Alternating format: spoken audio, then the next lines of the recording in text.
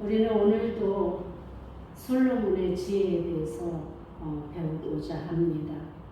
우리가 지금 계속해서 잠언에 대해서 말씀을 나누고 있는데 성경 말씀을 우리가 한글로 번역하면서 충분히 성경대로의 그 의미를 전달하지 못하는 것들이 너무나 많습니다. 그래서 우리는 여전히 이 잠언을 공부하면서 어떤 부분에 의미를 두는가 하면 원문에 의한 성경 말씀을 우리가 이해하는 원문대로 이해하기, 여기에 우리의 초점이 맞춰져 있습니다. 너무나 의역되고 해석되어진 그런 내용을 설교를 듣다 보니까 우리 성도들이 삶이 변화되지 않는 모습들이 너무나 많은 것 같아요. 그래서 저는 그 의미를 바로 알아야, 원문에서 이야기하는 그 의미를 바로 알아야 하나님의 말씀대로 살아가기가 쉽지 않겠습니까? 그래서 오늘도 원문에 입각한 내용을 전달하는 쪽에 포커스를 맞출 터이니 잘 들으시고 그 말씀대로 살아가시면서 하나님의 사람으로 세워지기를 바랍니다. 인생은 집을 세우는 것과 같다, 이런 이야기를 합니다. 우리가 찬송을 하면서도 여러분들 느끼셨겠지만 우리 인생을 세우는데 그 가장 기본적인 터를 어디에 두는가가 굉장히 중요하다는 것입니다. 그래서 모래 위에 집을 지을 때의 그 결과와 반석 위에 그 집을 세우는 것과의 결과는 천양지차이죠. 반석 위에 집을 짓는 그 어리석음을 우리가 어떻게 하면 벗어날 수 있을지, 반석 위에 집을 짓는, 모래 위에 짓는 사람들 그 어리석음과 반석 위에 집을 짓는 그 지혜로움을 오늘도 배워나가십시다. 본문은 하나님과 이웃, 노동과 지식, 이런 삶의 기본적인 분야에 대한 지혜자와 미련한 자의 대조를 쫓아서 대조를 통해서 우리가 누구를 쫓는 삶을 살아야 할지에 대한 교훈을 담고 있습니다. 1절을 보니까 두 여인이 대비되고 있습니다. 지혜로운 여인, 또 한 여인은 어떤 여인이죠? 미련한 여인. 이렇게 지혜로운 여인과 미련한 여인이 대비되어 있습니다. 지혜로운 여인은 집을 세우고 미련한 여인은 집을 허문다고 기록되어 있습니다.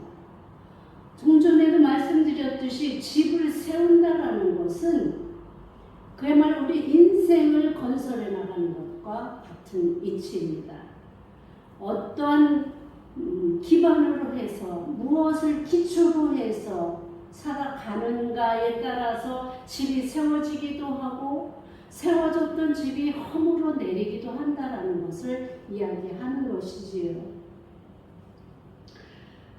집을 세운다는 의미는 무엇인가 하면 가문을 일으키고 부흥시키고 또 그 가산을 더욱 증가시켜서 가문을 흥왕시키는 것.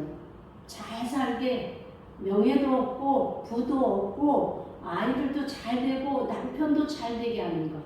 이것이 바로 지혜로운 여인이 하는 일이다라고 이야기하는 것이지요. 그런데 그것을 남자로 하지 않고 여인의 역할로 나타내고 있는 것이 참으로 아이러니합니다. 하나님께서는 창세기에 보면 아담에게 땀 흘려서 수고하여서 가문을 일으키고 지킬 것을 명령하셨습니다. 그러나 유대인들의 풍속에 의해서 점점 어떻게 변화되고 있냐면 여인들이 그 집 안에서 가족을 지키고 남자들은 그야말로 세상에 나가서 세상 정치와 세상 이치를 따라 그야말로 살아가는 것, 이거를 기본으로 했다라는 얘기예요. 어찌 보면 솔로몬은 누구보다도 성공한 사람이었고 누구보다도 세상의 이치가 통달한 사람 아니겠습니까? 그런 그가 그야말로 지금 이야기하고자 하는 건 남자들은 세상으로 나가서 세상을 지키고 세상을 다스리고 세상을 변화시키는데 초점이 맞춰졌다면 여인들은 집안에서 가문을 지키고 가문을 흥왕시키고 자녀들과 남편을 잘 이끌고 뒷바라지해서 가정을 이루는 일이 여인에게 주어졌다는 것을 우리가 이해할 수 있습니다. 우리 속담에는 안타기면 집안이 망한다고 이렇게 하는데 솔로몬은 오히려 집안을 일으켜 세우느냐 망하게 하느냐를 여인의 손에 달려있다 이렇게 이야기하고 있습니다. 세상에는 다양한 여인들이 있습니다. 어떤 여인들은 정말 집안을 세우는 여인도 있지만 그 여인으로 인해서 가족이 고통받고 가문이 망가지고 허물어지고 세상에 그야말로 온갖 비난을 받게 하는 그런 여인들도 있습니다. 그러나 솔로몬은 단지 두 여인에 대해서만 언급합니다. 그 중에 하나가 지혜로운 여인으로 지혜롭다에 포함되는 이 말은 이 여인의 성품은 어질고 현숙한 그런 여인을 이야기합니다. 현모양처 너무나 우리가 쉽게 이해할 수 있는 그런 여인을 지혜로운 여인이다 이렇게 이야기하고 있습니다. 그런데 솔로몬은 항상 우리에게 말하고자 했던 것이 그 지혜가 어디에서부터 오는가입니다. 지혜는 누구의 것이냐를 먼저 언급합니다. 누구의 것이라고요? 여호와의 것이고 여호와로부터 오고 여호와께서 주시는 것이다라고 솔로몬은 반복적으로 강조하고 있습니다. 그런 맥락으로 오늘도 솔로몬이 지금 지혜로운 여인에 대해서 말하고 있는 것은 바로 하나님을 경외하는 자, 하나님의 말씀대로 사는 자, 그 여인을 지혜로운 여인이다 이렇게 이야기하고 있습니다. 여인들이 가문을 책임지고 일으켜 세우는데 필수적인 조건이 바로 여호와를 경외하는 그런 지혜가 있는 여인이라는 것입니다. 지혜가 있다는 것은 그야말로 잠언은 많은 현숙한 여인으로 지혜자를 말하기도 하죠. 지혜가 있으면 하나님의 삶이 주어지는 그 삶과 친밀하게 아주 긴밀하게 관계가 있다는 거예요.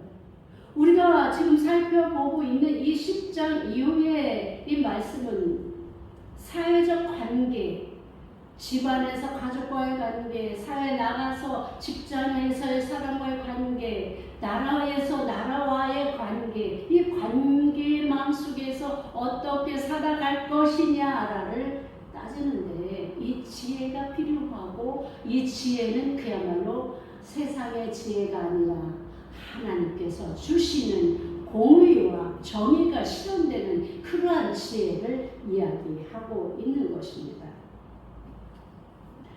동서고금을 통해서 가문을 일으키는 자로 현모양처를 나타내기도 합니다. 그런데 그들의 실제적 삶을 돌이켜보면 그들에게는 삶의 지혜가 있어서 가족을 책임지고 가정을 운영하고 남편에게는 어진 아내요, 아이들에게는 정말 지혜로운 현명한 어머니로서 이렇게 가정을 운영해 나가는 사람으로 이야기되고 있습니다.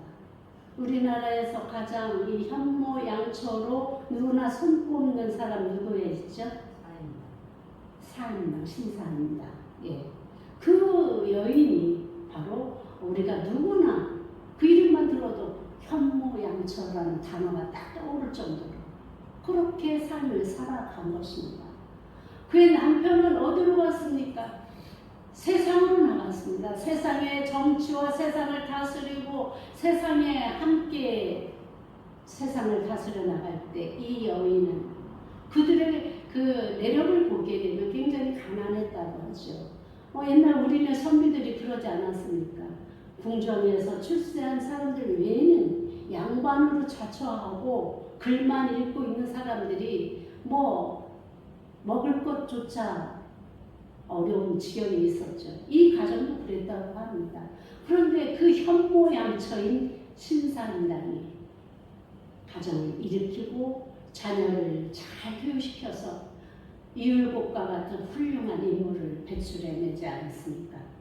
그렇듯이 현모양처로 지혜로운 여인은 심지어 먹을 것이 없을 때 삭바느질을 해가면서까지 먹을 것을 공급하고 가진 모양을 다 동원해서 가족의 생계를 책임져 왔다는 거예요. 여기 솔로몬이 지금 이야기하고 있는 이 지혜 있는 여인은 물론 가정을 일으키는 자다라는 것을 전제로 하지만 결국은 어떤 이야기를 하는 것입니까? 이 지혜로운 여인과 같은 삶을 사는 사람들, 자기 인생의 터를 하나님의 말씀에 기반을 두고 살아가는 자들은 결국은 지혜로운 자로서 자신도 출세하고 성공하고 하나님께도 축복받고 그리고 가정의 자녀들까지도 잘 되는 인생을 살더라. 이것을 솔로몬이 교훈하고 있는 것입니다. 그러니까 우리가 원하는 것이 다 이건 아니겠어요? 우리 자녀들이 잘 되는 거 싫어할 사람이 어디 있겠습니까? 우리 남편이 출세하는 거 싫어할 사람이 어디 있겠습니까? 그것을 위해서 세상 방법을 다 동원해서 애쓰고 힘써도 결국은 패가 망신하고 남편까지도 자녀들까지도 인생을 망가뜨리는 그러한 여인들, 그런 인생을 미련하게 사는 사람들도 있다는 것을 우리가 분명하게 대조하면서 깨닫게 될 때 과연 우리 삶을 어느 방향으로 가야 되는지, 무엇을 기반으로 살아가야 될지를 깨닫게 되게 하는 것입니다. 솔로몬의 지혜로운 여인을 하나님께서 주신 지혜로 이런 일들을 하는 여인을 지칭합니다. 앞에 지혜로운 여인에게서 그 지혜가 강조되었듯이 이 미련한 여인에게서도 그 미련함이 강조되어 있습니다. 이 미련한 여인은 여호와를 경멸하는 불신앙자를 말합니다. 아주 단도직입적으로 이야기하면 하나님을 섬기고 하나님 말씀대로 사는 자는 지혜로운 자가 되는 것이고 세상의 이치와 세상의 방법으로 자신이 소욕을 따라 사는 자는 미련한 자다. 이런 결론을 내릴 수가 있는 것입니다. 그러니까 지혜로운 여인은 하나님을 경외하는 삶을 살기에 하나님 안에서의 삶을 살게 되고 하나님의 말씀대로 살기에 점점 가문을 세우는 축복의 삶으로 나아가지만 미련한 여인은 하나님 없는 자신의 세상에서 자신의 그 미련함으로 오히려 지혜롭게 여기며 그것으로 세상을 살아가는 자들, 그러한 여인들은 자신의 인생을 망가뜨릴 뿐만 아니라 세워졌던 그 가문마저 허물게 된다고 이야기하고 있습니다. 하나님 없는 세상을 사는 것이 얼마나 힘듭니까? 우리는 하나님 안에 있으면 하나님과의 친밀한 교제가 이루어지고 교통이 이루어지는 사람은 생각만 해도 하나님께서 공급하십니다. 하나님, 저 이게 있었으면 좋겠는데요. 주님께서 주십니다. 그런 것을 체험하면서 살아가십시오. 그게 바로 하나님을 믿고 하나님을 아버지로 따라가는 사람들에게 주어지는 특권입니다. 특혜고. 그런데 우리는 여전히 나의 생각, 나의 방법, 세상이 원하는 것, 세상의 즐거움대로 살아가다 보니 내가 아무리 기도해도 응답되어지지 않는 이유가 나의 삶이 어디에 있느냐에 따라 달라진다는 사실을 우리가 깨닫지 못하기 때문 아니겠습니까? 그렇기 때문에 지금 많은 기독교인들이 있음에도 이 세상이 이렇게 엄청난 악으로 뒤덮여 있는 이유가 듣기는 들어도 알기는 알아도 우리의 삶이 변화되지 않고 하나님의 말씀대로 살지 않기 때문이 아니겠냐라는 것입니다. 다시 말하면 우리가 하나님의 말씀대로 살아가기만 하면 우리는 복된 삶의 주인공들이 될 수 있습니다. 남들이 보았을 때 어떻게 저런 일이 생길 수 있을까 하는 기적을 일으키는 사람들이 될 수 있습니다. 왜요? 우리의 능력이 아니라 하나님의 능력을 공급하여 주시기 때문입니다. 그러니 기왕에 우리가 하나님 믿는다고 하면서 이러한 기적과 능력을 공급받고 체험하는 그런 삶으로 나가야 되지 않겠냐라는 것이지. 바람 불고 폭풍 오 몰아치는 날에 무너지고 부서져 버리는 그 미련한 여인의 집은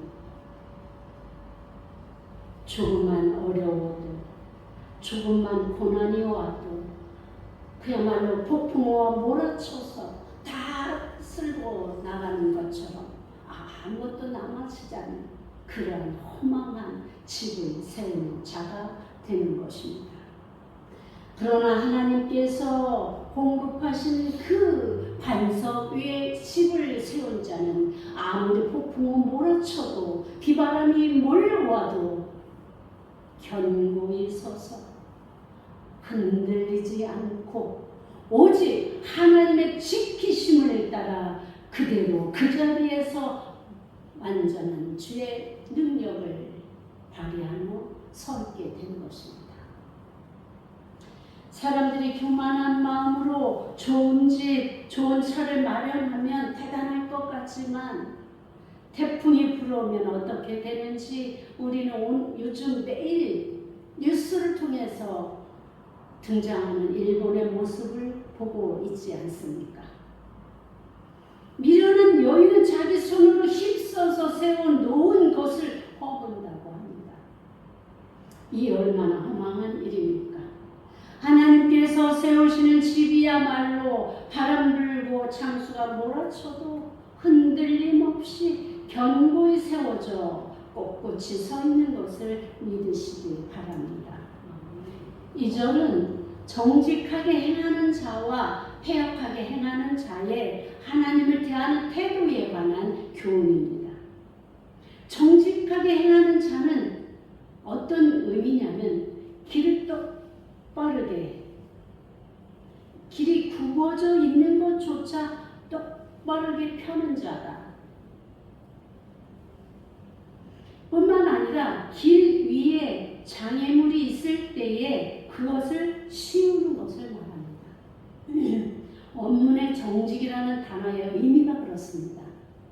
그러니까 우리가 정직하게 산다 하는 것은 우리가 인생길을 걸어갈 때에 우리가 하나님의 자녀로 살아가기에 어려워지는 구부러진 길이 있다면 사단의 방해와 그들의 공격으로 인해서 우리가 곧장 가기 어려운 그 상황에 놓일 때에 그때는 이 정직한 자는 그 길을 곧게 펴서 어떤 얘기입니까?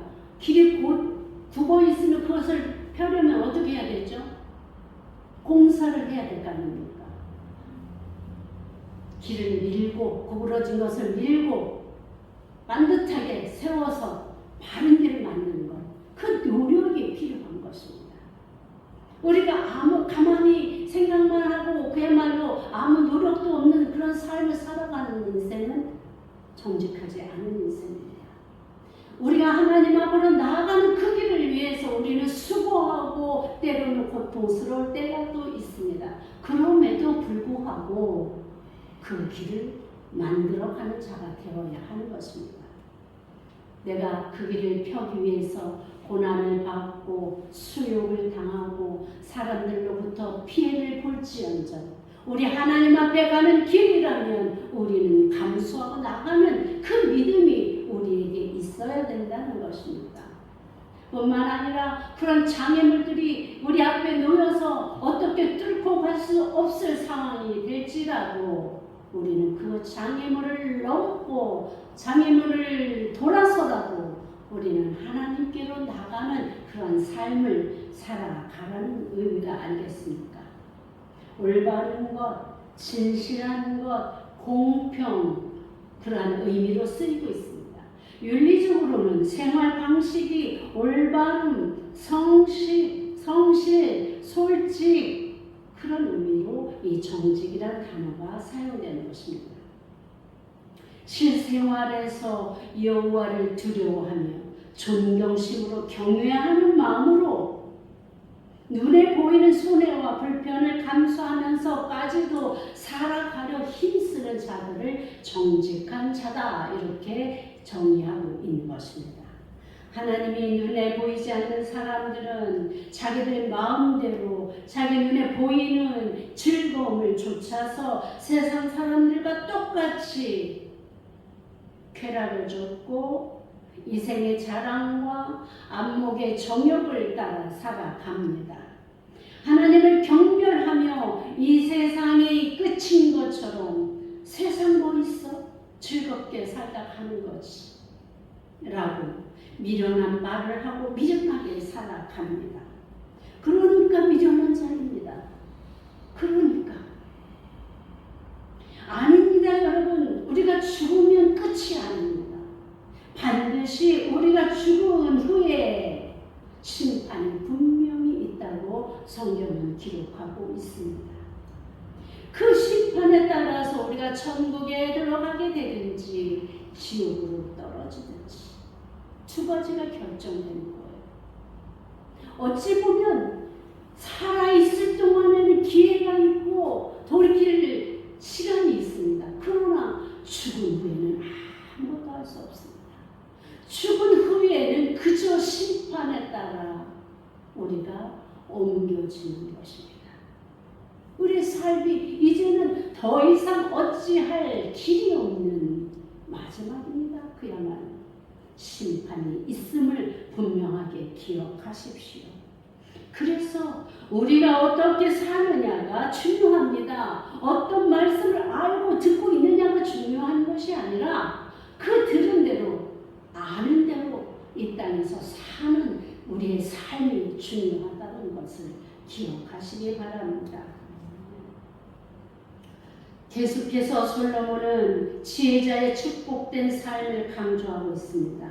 미련한 자는 열심히 살아보려고 이것저것 다 해도 결과는 한 줌 손에 쥘 것 없는 바람같이 허망한 뿔이 나는 것을 빨리 깨닫고 하나님께 돌아와야 그 삶이 달라진다는 것을 깨달으라는 것입니다.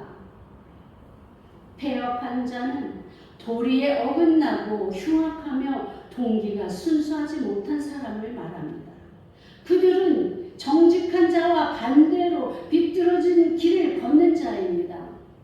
구부러진 길을 오히려 좋아합니다. 그들은 그야말로 빗나가는 자, 비뚤어진 길을 걷는 자로 하나님께서 원하시는 선한 길은 가지 않고 여호와를 경멸하는 자입니다. 사람들이 그런 얘기를 하죠. 아니, 최소한 그래도 교회 몇 번이라도 왔다 간 사람이라면 내가 어떻게 여호와를 경멸합니까? 천벌 받으려고요. 그런데요, 여러분, 여호와를 경멸하는 것이 다른 것 아닙니다. 여호와의 말씀대로 살지 않는 것이 바로 여호와를 경멸하는 것입니다. 우리 자녀들이, 부모들이 권면하는 말을 듣지 않을 때 부모의 심정이 어떻습니까? 수욕을 당하고, 그렇죠? 그야말로 그들에게 우리가 할 수 있는 축복이 무엇이겠습니까? 마찬가지입니다. 하나님을 경멸한다는 것은 하나님의 말씀을 듣지 않고 살아간다는 것과 같은 이치입니다. 그러니 때때로 우리가 범하는 이 죄의 길에서 우리는 하나님을, 여호와를 경멸하고 무시하고 업신여기는 그런 자들이 되어버리는 것입니다.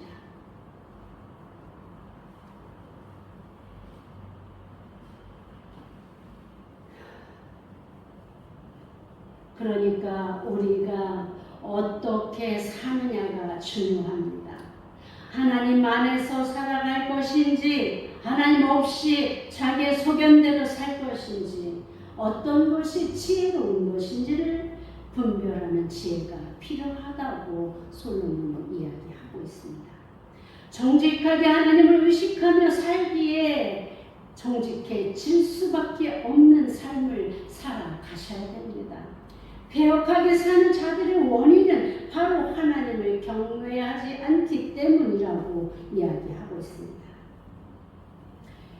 그야말로 하나님을 우습게 여기고 업신여기고 하나님의 말씀을 오히려 자기 편리한 대로 악용하고 해석하는 이 악함을 우리에게서 떨쳐버리십시오. 하나님도 이해하실 거야. 이 말이 굉장한 어폐가 있습니다. 하나님도 이해하신다는 그 안에는 진정한 우리의 중심이 하나님 앞에 있을 때는 우리가 그렇게 말하지 않아도 하나님 이해하실 것입니다. 그런데 우리의 이익을 위해서, 우리의 편리를 위해서 이런 말을 사용하는 자는 하나님을 경멸하는 자입니다. 그러니 우리가 마음 먹는 이 한 가지, 말하는 것 하나, 생각하는 이 모든 것들 얼마나 하나님 앞에 조심히 두려이 살아야 될 것이 나와 있는 것입니다. 하나님을 경외한다면 어떻게 하나님 앞에서 구부러진 길을 갈 수 있겠습니까? 하나님 경외의 삶을 살아간다면 자신이 신봉하는 그 이념의 열매들에 현혹되어서 함부로 살아갈 수 있겠냐는 말입니다. 심지어 종교 지도자들이 말입니다. 동성애를 인정하라고 아우성치는 무리 속에 기독교 지도자들의 70~80%가 섞여 있다라는 이 엄청난 일을 우리는 어떻게 이해해야겠습니까? 저는 이 프로테이지를 보는 순간 기가 막혔습니다. 어떻게? 1%도 이건 있을 수 없는 일인데 70~80%라니. 그들이 성명서를 발표하면서 정부를 압력하는 모습을 볼 때 인간이 저의 마음에 의분이 일어나 정말 피가 거꾸로 솟는다라는 그 의미가 무엇인지를 이해하겠더라고요. 우리는 정의를 위해서 이런 의분을 가진 자들이 되어야 합니다. 우리는 하나님 말씀이 동성애가 죄다라고 하면 그것이 옳게 여기고 그것을 존중하고 따라가는 것이 맞습니다.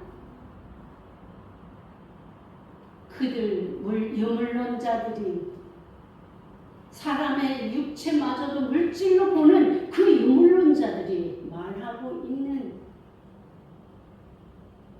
그 동성애조차도 허용해야 하나님의 사랑이 그들에게 머문다라고 이야기하는 이 궤변을 늘어놓는 이들에 대해서 과연 하나님은 어떤 마음으로 바라보고 계실까요?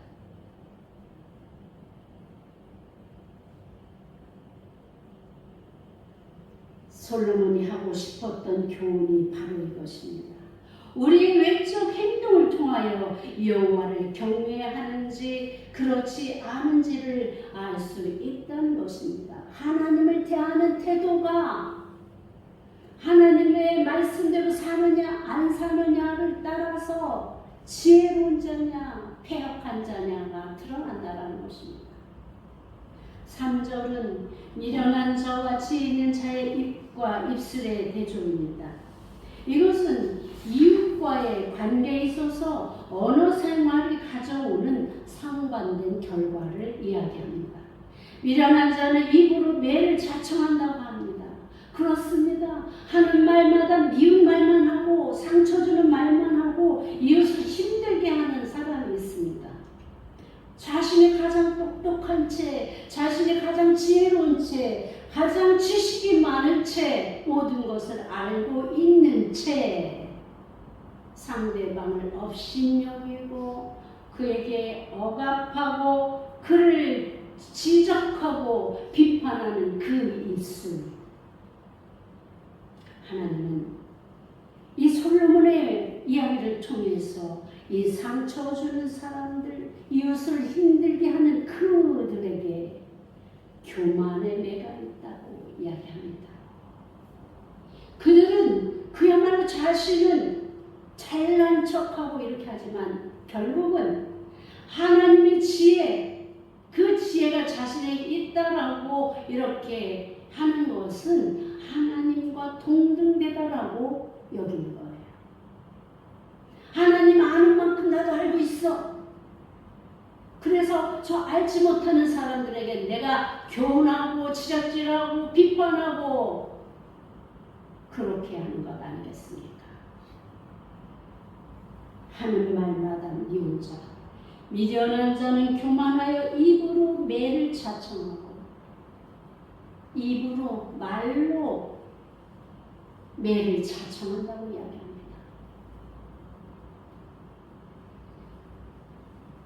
자신이 그야말로 가장 높은 채 이렇게 사는 그 언어 생활은 이웃과의 관계가 허물어질 수밖에 없습니다.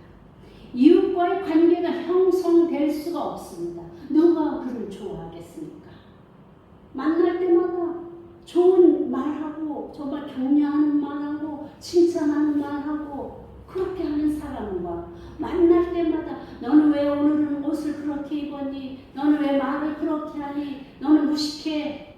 이렇게 말하는 사람하고 누구를 더 만나고 싶겠습니까? 바로 그러한 미련한 자의 입안에는 그 교만의 매가 있어서 스스로를 친다고 이야기합니다. NASB라는 성경에서는 이 문장을 어떻게 번역을 했는가 하면 미련한 자의 입안에는 그의 등을 위한 매가 있다라고 번역하였습니다. 그 말 속에 이미 등을 칠 매가 준비되어 있다는 거예요. 얼마나 언어 생활이 중요한가를 이야기하는 내용입니다. 그릇된 언어 생활을 인해서 스스로에게 고난이 오게 하는 것입니다. 말하기 싫어요. 진짜 저도 그런 사람 만나면 더 이상 두 말을 하기 싫은 거예요. 꼭 필요한 말 외에는 하기가 싫은 거죠. 그러면 교제가 단절될 수밖에 없는 거예요. 그래서 그가 고난을 받을 때도 주변 사람에게 도움을 받지 못합니다.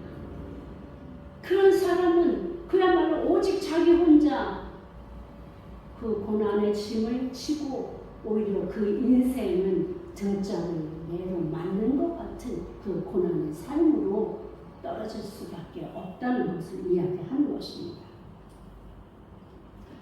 지혜로운 자는 어떤 말을 하는 자입니까? 지혜로운 자는 입술로 스스로를 보존한다고 합니다. 그의 지혜로운 자들은 스스로를 감시하며 지키며 경계하며 살아갑니다. 제가 몇 번 걸쳐서 말씀드린 것처럼 3번만 말하기 전에 내가 3번만 이 말을 꼭 해야 되는가? 이 말이 사실인가? 더 좋은 선한 말은 없을까? 선한 말인가? 이 3가지만 3번만 생각하면 여러분은 실수할 일이 없습니다. 저도 이것이 처음에는 책에서 본 그러한 내용이었지만 이거를 삶에서 실천을 하려고 생각을 합니다. 말하기 전에 하려고 애를 써요. 때로는 이게 무너져서 툭 튀어나올 때도 있지만 가능한 많은 날들을 그래서 제가 말이 늦게 나올 때가 있어요. 듣는 사람들, 말한 사람은 내 대답을 기다리는 사람은 굉장히 답답하겠죠. 그러나 왜 그런지를 알으시기 바랍니다.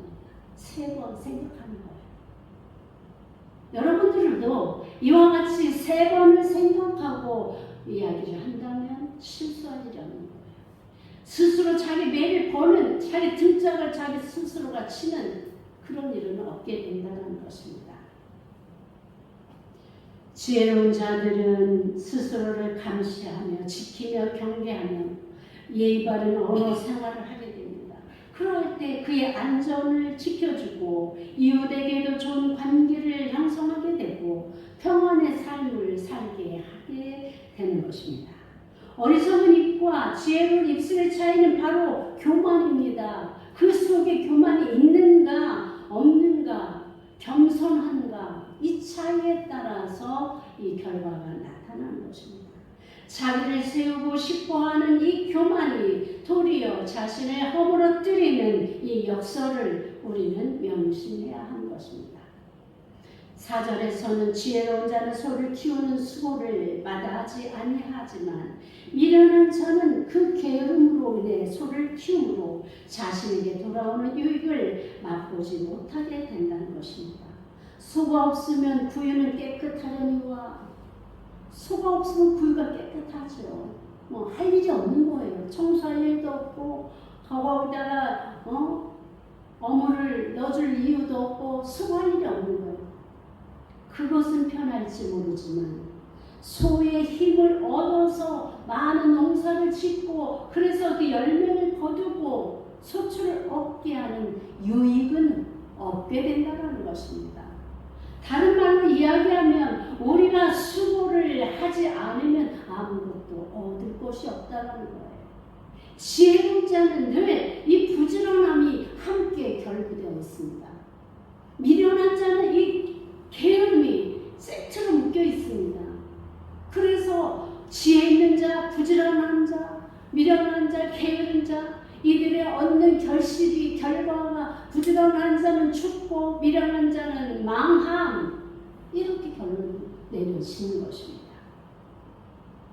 누구나 일하지 않고 모든 것들이 공급되면 얼마나 좋겠어요. 그거 싫어할 사람이 어디 있겠어요. 그러나 하나님은 그렇게 인간을 만들지 않으셨습니다. 아담에게 땀 흘리고 수고하여야 너가 먹을 것을 얻게 될 것이다. 땅의 소출을 얻게 될 것이다. 라고 분명히 말씀하셨습니다. 그러니 일하지 않는 자는 먹지도 말라는 그 말의 원리가 어디에서부터 나오는지 이것을 우리가 알게 되는 것입니다.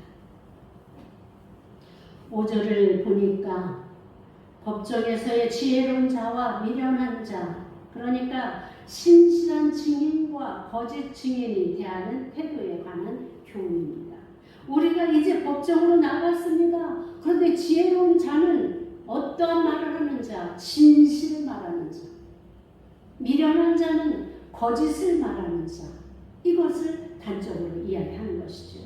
신실한 증인은 이웃을 위해서 자신이 보고 들은 것을 거짓 없이 증언함으로 억울한 이웃이 얻게 하고 사회 정의를 이루는 데 있어서 신뢰할 수 있는 증인의 태도를 가지고 있습니다. 이런 자가 바로 지혜로운 자입니다. 우리와 함께 살아가는 많은 사람들이 공공연한 사실임에도 법정에서 뻔뻔하게 거짓 증언을 하거나 자신의 유익을 따라서 이념을 따라서 자신의 속해 있는 공동체의 유익을 따라서 거짓 증언하는 많은 사람들을 봅니다. 예전에 우리는 정말 법원 하면 판사, 검사, 변호사 엄청 존중하고 존경했잖아요. 왜? 그들이 정의와 공의를 지키는 자들, 그야말로 이 우리의 공동체를 지키는 수호자로 그렇게 인정해 줬던 것 아니겠습니까? 그런데 오늘날의 그들의 모습은 물론 그런 사람들도 있겠지만 그렇지 않은 사람들이 너무 많아지므로 깜짝깜짝 뉴스를 보며 놀랄 때가 많습니다. 저 사람 분명히 누가 보아도 죄인인데 그를 위해서 변호하는 사람들, 그를 위해서 정말 형량을 감형시키는 검사, 그야말로 유죄를 무죄로 판결하는 판사, 심지어는 그 재판마저도 연기하고 기일을 연기하여서 아예 재판조차 하지 않는 현실의 모습, 법정의 모습을 어떻게 이걸 설명하고 어떻게 저자들을 존중할 수 있겠습니까? 이게 오늘날의 현실입니다. 그런데 솔로몬은 그렇게 하지 말라는 거예요. 그곳에서 진실하게 사실대로 사회의 질서를 위해서 나의 유익의 유무와 상관없이 사회를 위해서 사실을 증언하라고 이야기하고 있습니다. 그렇다면 우리가 정말 삶에 있어서 우리의 공동체가 허물어지게 하는 그 거짓된 증언은 우리에게서 반드시 떨쳐내버려야 되고, 그렇게 하는 자들은 정말로 저들에게 정의에 따라 공의에 따라 심판받아야 마땅한 일입니다. 그 일을 위해서 우리가 기도해야 합니다. 그렇기 때문에 우리는 이웃이 누구인지는 결국 우리의 집이 세워지거나 허물어지는데도 크나큰 역할을 하고 있음을 기억하시고, 우리에게 정말로 의로운 이웃과 함께 살아가기를 기도하고 힘쓰는, 아니 다른 사람에게 내가 의로운 이웃이 되어 주십시오. 그렇게 살아가십시오. 그렇게 할 때 우리 공동체가 의로운 공동체가 되지 않겠습니까? 6절을 보니까 거만한 자는 지혜를 구하여도 얻지 못하거니와 명철한 자는 지식 얻기가 쉬우니라, 이렇게 이야기합니다. 삶에 있어서 반드시 필요한 지식과 지혜 취득과 관련한 결과의 대조입니다. 거만한 자가 지혜를 구하여도 얻지 못하는 이유는 타인의 교훈을 받아들이지 않는 자신의 거만함 때문이라는 것입니다. 아무리 가르쳐줘도 받아들이지 않으면 그는 계속 미련한 자로 남을 수밖에 없습니다. 교훈을 받아들이고 자신을 돌아보고 고칠 것은 고치고 그렇게 살아가는 자는 다시 지혜를 이룰 수 있고 공급받게 되고 지혜로운 자가 되어질 수 있을 것입니다. 그러한 자는 삶이 달라집니다. 우리 주변에서 많이 보지 않습니까? 정말 고집대로 사는 사람들이 결국은 그 고집으로 인해서 패망하는 그 모습들을 우리 많이 보게 됩니다. 내가 다 옳지 않습니다. 내가 생각하는 것이 다 바르지 않습니다. 그걸 인정하셔야 되는 거예요.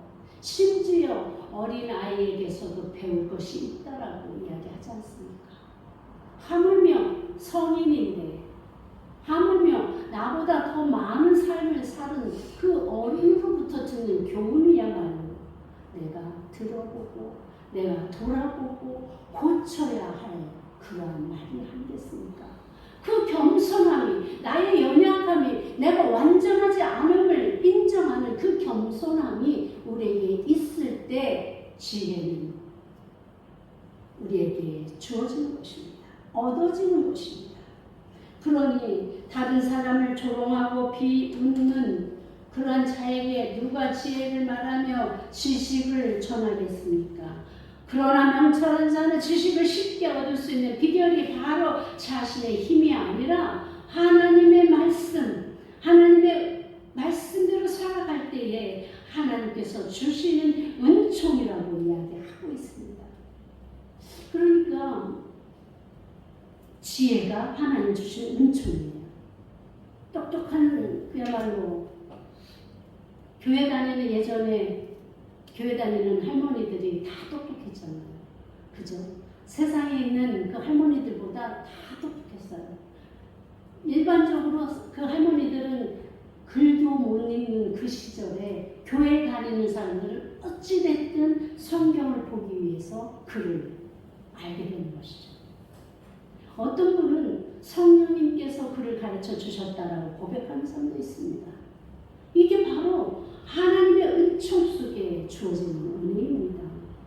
그러니까 우리가 하나님 안에 있어서 하나님 말씀대로 살아가면 우리는 이 땅을, 우리의 인생을, 우리의 가문을, 우리의 자녀들을 세우는 지혜로운 자가 되는 것입니다.